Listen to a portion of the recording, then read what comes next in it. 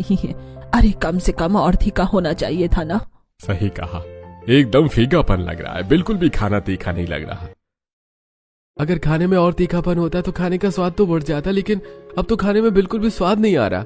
हाँ चाची, आपने तो सच में पराठे में बिल्कुल भी मिर्ची नहीं डाली है।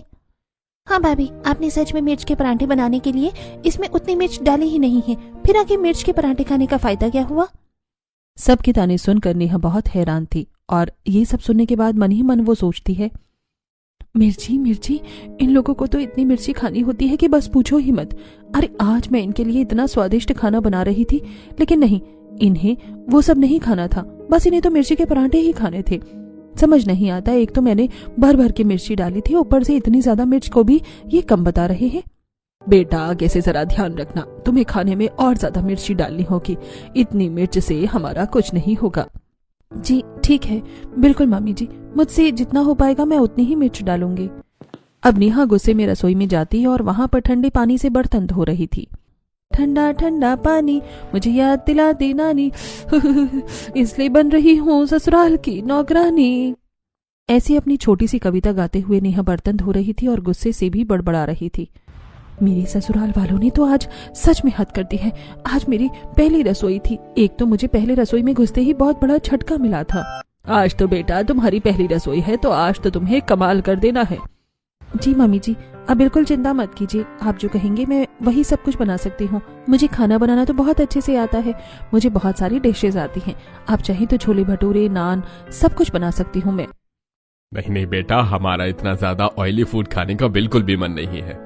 हम ज्यादा ऑयली खाना नहीं खाते हैं, ये हमारे स्वास्थ्य के लिए बिल्कुल भी ठीक नहीं होता, इसलिए हम ऑयली खाना तो बिल्कुल अवॉइड करते हैं। ओह अच्छा, ये तो बहुत ही अच्छी बात है पापा जी। कोई बात नहीं, फिर आप बता दीजिए कि मुझे खाने में क्या बनाना है। तुम हमारे लिए मिर्ची के पराठे बना दो। क्या कहा, मिर्ची के पराठे?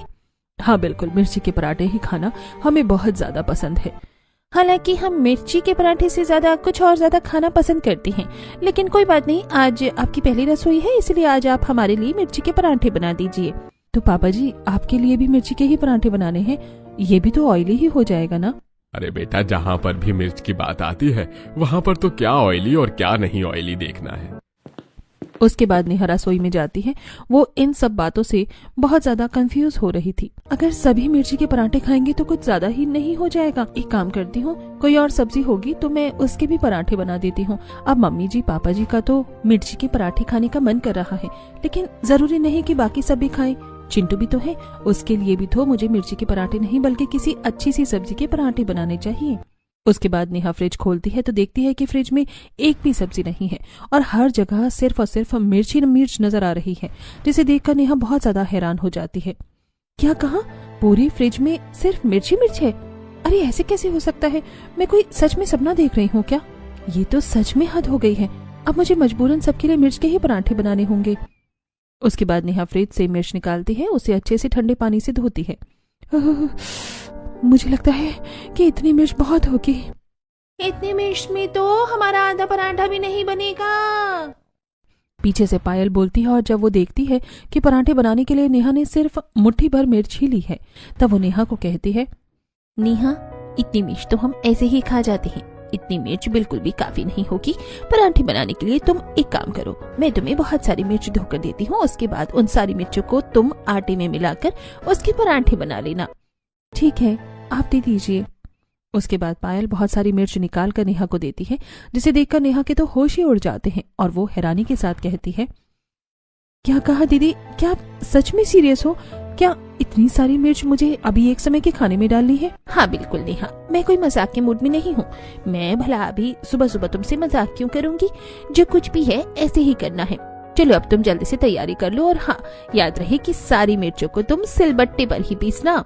हाँ बिल्कुल बिल्कुल, बस इसी चीज की कसर तो और रह गई थी ना, मैं अभी कर देती हूँ, आप जाइए दीदी। इतना कहकर पायल वहां से चली जाती है और उसके बाद नेहा सिलबट्टे पर मिर्च पीसना शुरू करती है। हे भगवान, बस बचा लेना, इतनी सारी मिर्च को भला कौन खा सकता है? मुझे तो समझ ही नहीं आ रहा कि ये लोग इंसान हैं या एलियन। मुझे तो लग रहा है कि दीदी से कुछ गलतफहमी हो गई है। एक काम करूंगी, सारी मिर्च को अच्छे से पीस लेती हूँ, बाद में कभी सब्जी बनाने में या चटनी बनाने में काम आ जाएगी, और पराठे में थोड़ी कम ही मिर्च दूंगी, वरना तो सबका मुंह जल जाएगा। नेहा का यह खुद का अंदाजा था और वो सारी मिर्च को अच्छे से सिलबट्टे पर पीस लेती है। उसने पहली बार सिलबट्टा चलाया था, इसलिए उसे काफी मुश्किल हो रही थी और उसके हाथ भी लाल हो गए थे।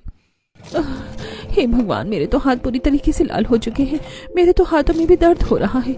सच में सिलबट्टा चलाना मेरे बस की बात नहीं है। अब उसके बाद पिसी हुई मिर्ची को वो आधी साइड में निकाल देती है। उसके बाद आधी मिर्च को आटे में डालकर उसके पराठे बनाना शुरू करती है। चलो देखते हैं कि सबको मेरे हाथ के मिर्च के पराठे कैसे लगते हैं। उसके बाद नेहा सभी को खाना बनाकर परोसती है। ओहो हो, मिर्च के पराठे देखकर तो मेरे मुंह में पानी आ रहा है। सच में मजा ही आ गया। सच में बहुत समय बाद मिर्च के पराठे खाने वाले हैं आज हम। उसके बाद सभी मिर्च के पराठे खाना शुरू करते हैं, लेकिन किसी को भी उसका स्वाद थोड़ा ठीक नहीं लगता। मैंने जैसे सोचा था वैसा स्वाद तो नहीं लग रहा है। इसमें मिर्च थोड़ी कम लग रही है। बिल्कुल भी तीखा नहीं है। अरे कम से कम और तीखा होना चाहिए था ना। सही कहा, एकदम फीकापन लग रहा है। बिल्कुल भी खाना तीखा नहीं लग रहा। अगर खाने में और तीखापन होता तो खाने का स्वाद तो बढ़ जाता, लेकिन अब तो खाने में बिल्कुल भी स्वाद नहीं आ रहा है। हाँ चाची, आपने तो सच में पराठे में बिल्कुल भी मिर्ची नहीं डाली है। हाँ भाभी, आपने सच में मिर्च के पराठे बनाने के लिए इसमें उतनी मिर्च डाली ही नहीं है। फिर आखिर मिर्च के पराठे खाने का फायदा क्या हुआ? नेहा, क्या तुमने सच में वो सारी मिर्च डाली थी जो मैंने तुम्हें निकाल कर दी थी? नहीं, मैंने वो सारी मिर्च नहीं डाली थी, कम डाली थी। मुझे लगा था कि वो मिर्च कुछ ज्यादा ही हो जाएगी और फिर इतनी ज्यादा मिर्च खाकर परेशानी भी हो सकती है। अरे बहू, जब तुझे जो जितना करने को कहे तो तू उतना क्यों नहीं करती है? तूने अपना एक्स्ट्रा दिमाग लगाने की तकलीफ क्यों की? अगर हमें मिर्च खाने से कोई परेशानी होती तो हम तुझे पहली रसोई में ही मिर्च के पराठे बनाने के लिए थोड़ी ना कहते। इस तरह नेहा को भी गुस्सा आ जाता है। आज रिया फिर से जब बाल बना रही थी। मुझे तो लगता है मैं सच में किसी दिन टकली हो जाऊंगी। देखना भाभी, मेरे कितने ज्यादा बाल टूट रहे हैं। अरे बाल तो मेरे भी बहुत ज्यादा टूट रहे हैं, पता नहीं ऐसा क्यों हो रहा है।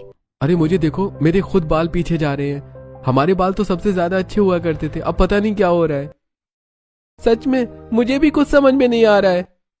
लगता है हम सबको तेल की अच्छे से मालिश करनी चाहिए, तभी जाकर कुछ होगा। जरा देखो तो चिंटू के भी अब से पहले कितने ज्यादा बाल झड़ रहे हैं। हाँ दादाजी, मेरे हर जगह बस बाल गिरते ही रहते हैं। ये तो सच में बहुत ही बुरी समस्या होती जा रही है। हो सकता है कि सर्दी के मौसम की वजह से सबके बाल झड़ रहे हो। नहीं नेहा, ये हमारे साथ अभी हो रहा है, वरना पिछली सर्दियों में तो हमारे बाल कभी भी इतने नहीं झड़ते थे। अब तो सच में हद ही हो गई है।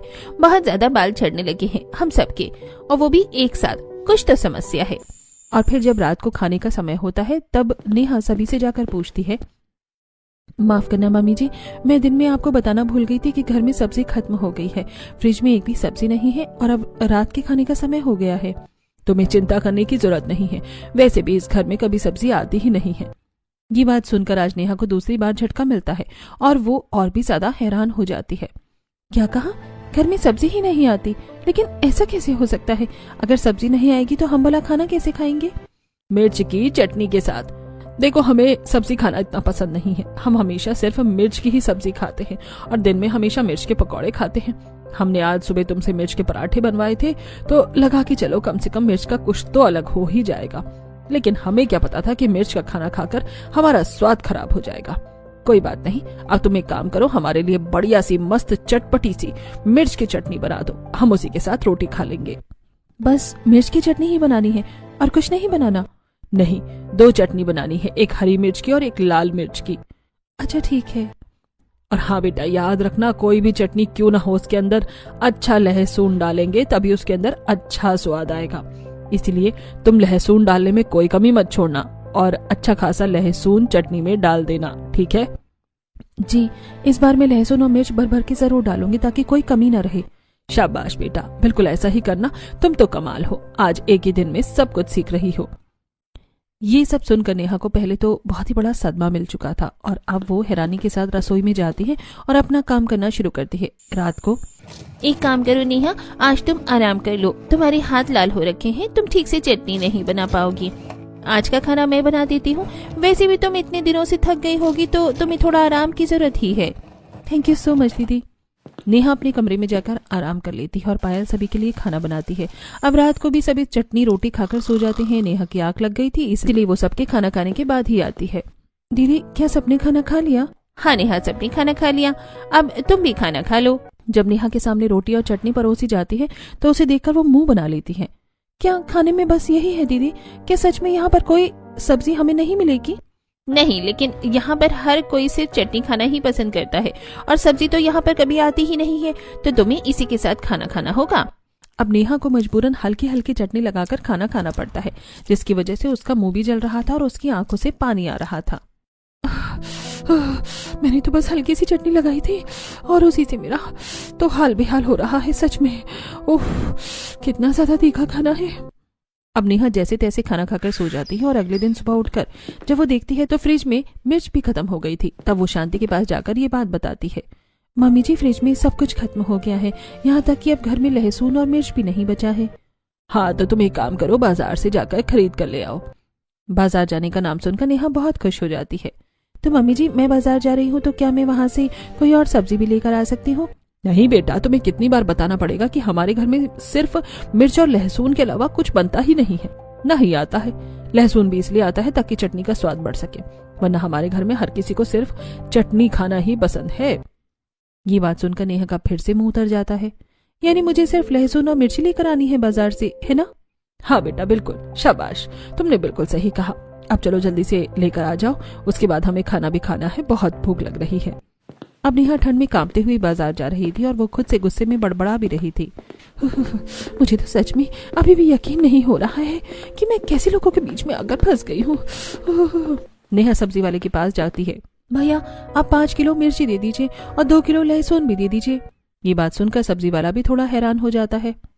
मुझे आप तो मेरे ठेले की सारी मिर्च और लहसुन खरीद रही हैं। इतनी सारी मिर्च और लहसुन का आप क्या करोगी? बाकी सब्जी भी खरीद लीजिए, बाकी सब्जी भी तो है। मैं इनकी जाकर दुकान लगाऊंगी, इन्हें बेचूंगी। नहीं नहीं, बेच भी नहीं सकती ना, मैं तो इन्हें कच्चा ही चबा जाऊंगी क्योंकि मैं इंसान थोड़ी हूँ। नेहा को ऐसे भड़कता हुआ देखकर सब्जी वाला कहता है। अरे अरे बहन जी, आप तो बेवजह भड़क रही हो, मैं तो बस आपसे पूछ रहा था। माफ करना भाई साहब, लेकिन मेरे ससुराल में किसी भी सब्जी का आना बंद है। मेरे ससुराल वाले सिर्फ मिर्च की चटनी और पकौड़े ही खाते हैं, उसके अलावा और कुछ खाते ही नहीं, इसलिए मैं बहुत परेशान हूँ। अरे फिर तो मैं आपका दुख समझ सकता हूँ। एक काम कीजिए, मैं आपको फ्री में थोड़ा धनिया दे देता हूँ। सब्जी वाले से धनिया मिलने के बाद नेहा खुश हो जाती है और सामान लेकर घर आती है। बेटा, अब तुम हमारे लिए बढ़िया सी लहसुन डालकर हरी और लाल मिर्च की चटनी बना देना। जी ठीक है मम्मी जी। उसके बाद नेहा रसोई में जाती है और अपना धनिया छुपा लेती है। वो फिर से हरी और लाल मिर्च निकालती है और उससे अच्छी तरीके से धो लेती है। सच में मुझे तो यकीन ही नहीं हो रहा कि मैं किस तरह के ससुराल में आ गई हूँ। यहाँ पर तो सब्जी ही नहीं आती है। ये तो सच में सबसे ज्यादा अलग और अनोखा हो गया है।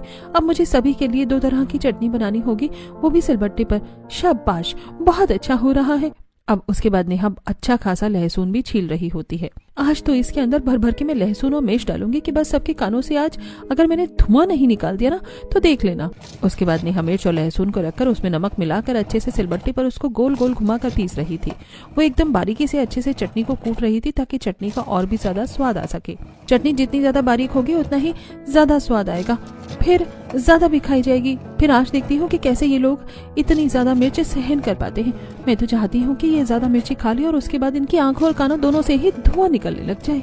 उनको तो पता नहीं, लेकिन चटनी बनाते समय कुछ मिर्च के छींटे नेहा की आंखों में चले जाते हैं, जिसकी वजह से उसे बहुत ज्यादा जलन होती है और वो जोर जोर से चिल्लाना शुरू कर देती है। ओए माँ, मैं तो मर गई, मेरी आंख फूट गई, मुझे बहुत ज्यादा जलन हो रही है, मेरी आंख खराब हो गई। हे भगवान, इस मिर्च को कूटने के चक्कर में। उसकी चीख सुनकर तभी रसोई में पायल दौड़ी हुई आती है और उसकी ऐसी हालत देखकर वो उससे पूछती है।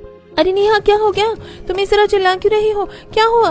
मेरी आंखों में मिर्ची चली गई है दीदी, मुझे बहुत ज्यादा दर्द हो रहा है, सच में बहुत परेशानी हो रही है।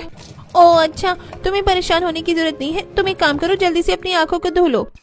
उसके बाद नेहा सिंक में अच्छे से अपनी आंखों को ठंडे पानी से धो रही होती है। हे भगवान, हे राम, कितना ज्यादा ठंडा पानी है ये तो, इतना ठंडा पानी। उसके बाद नेहा अपनी आंखों को अच्छे से धो लेती है, जिसके बाद उसे थोड़ी सी राहत मिलती है और उसकी आंखें